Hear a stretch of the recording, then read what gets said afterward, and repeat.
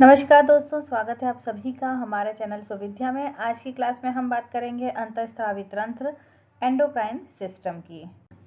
अगर हम बात करते हैं अंतःस्रावी तंत्र की, तो ये छोटे अंगों की एक एकीकृत प्रणाली है और इससे स्राव जिसका होता है उसे कहा गया है हार्मोन। ठीक है, तो एंडोक्राइन ग्लैंड की अगर हम बात करते हैं तो इनमें किसी प्रकार की डक्ट नहीं होती है, किसी प्रकार की हम कह सकते हैं नली नहीं होती हैं, डक्टलेस ग्लैंड होती हैं। और इनका जो सिक्रीटरी प्रोडक्ट होता है उसे क्या कहा है, अभी जैसे मैंने बताया कि हार्मोन कहते हैं, जो कि क्या करता है, डायरेक्टली ब्लड में मिलता है।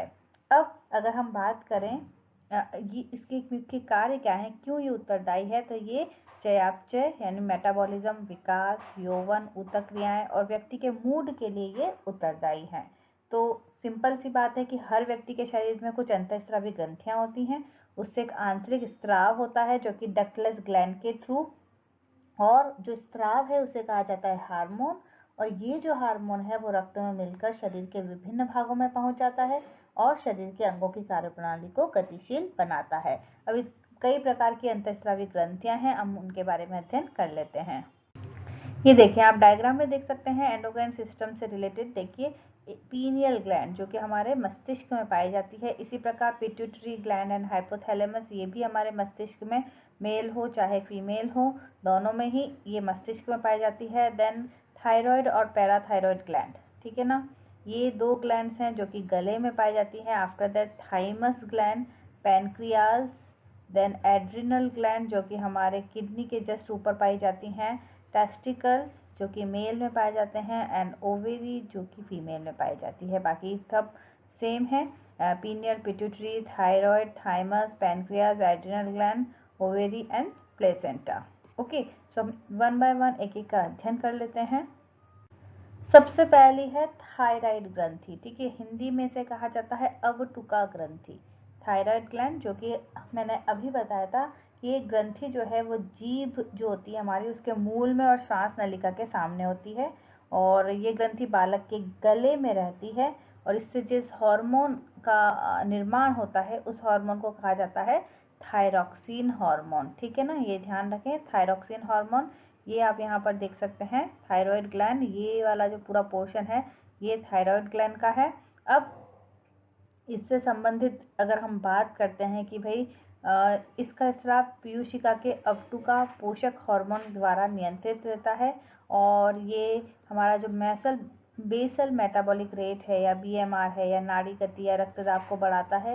इस ग्रंथि की अगर अतिक्रिया हो जाए यानी ज़्यादा थायरॉक्सिन हार्मोन अगर रिलीज हो जाता है तो नाड़ी की गति बढ़ जाती है, हृदय की धड़कनें बढ़ जाती हैं, नेत्र थोड़े बाहर निकले दिखाई देते हैं। और अगर थायरॉक्सिन हार्मोन की कमी हो जाती है तो वामनता हो जाएगी, या फिर अधिक आयु वालों को मिक्सोडिमा की दशा उत्पन्न हो जाएगी।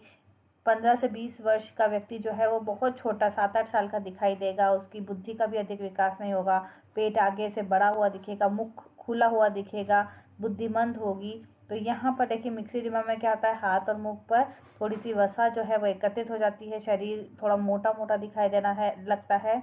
और जो कमी हो रही है भाई, थायरॉक्सिन हार्मोन की कमी हो रही है, उसका एक्सट्रैक्ट अगर खिलाएं तो इस प्रकार की जो दशाएं हैं उनको दूर किया जा सकता है। तो यहाँ पर सबसे पहले हमने थायराइड ग्रंथि के बारे में देखा। पीयूषिका यानी पीयूष ग्रंथि, पिट्यूटरी ग्लैंड की अगर हम बात करें तो ये मटर के दाने के बराबर होती है, मस्तिष्क में होती है। अगर इसकी सक्रियता ज़्यादा होगी तो बच्चा बहुत लंबा होगा, कम सक्रियता होगा तो बच्चे का शारीरिक विकास भी कम होगा। तो यहाँ पर आप पिट्यूटरी ग्लैंड की लोकेशन देख सकते हैं। इसके भी 3 भाग हैं, अग्रिम, मध्य और पश्चिम खंडिकाएं। अब हम अगली नेक्स्ट देख लेते हैं अधिवृक्क या एड्रिनल ग्रंथि। एड्रिनल ग्रंथि जो है जिस हार्मोन को रिलीज करती है उसका नाम है एड्रिनलिन हार्मोन। ठीक है, जो कि हमारे इमोशंस को, हमारे संवेगों को नियंत्रित करता है। और इसकी अगर कमी हो जाए तो व्यक्ति थोड़ा चिड़चिड़ा, उदास और निर्बल हो जाता है। तो ये हमारी किडनी और किडनी के जस्ट ऊपर ये टोपी जैसा जो आकार है वो एड्रिनल ग्लैंड का पाया जाता है, जो कि एड्रिनलिन हार्मोन को रिलीज करती हैं। उसके बाद है उपावटुका या पैराथायराइड। ठीक है, पैराथायराइड ये 4 छोटी छोटी ग्रंथियां होती हैं जो कि थायराइड ग्रंथि के पृष्ठ पर ही ऊपर और नीचे ध्रुवों के पास पास इकट्ठी रहती हैं।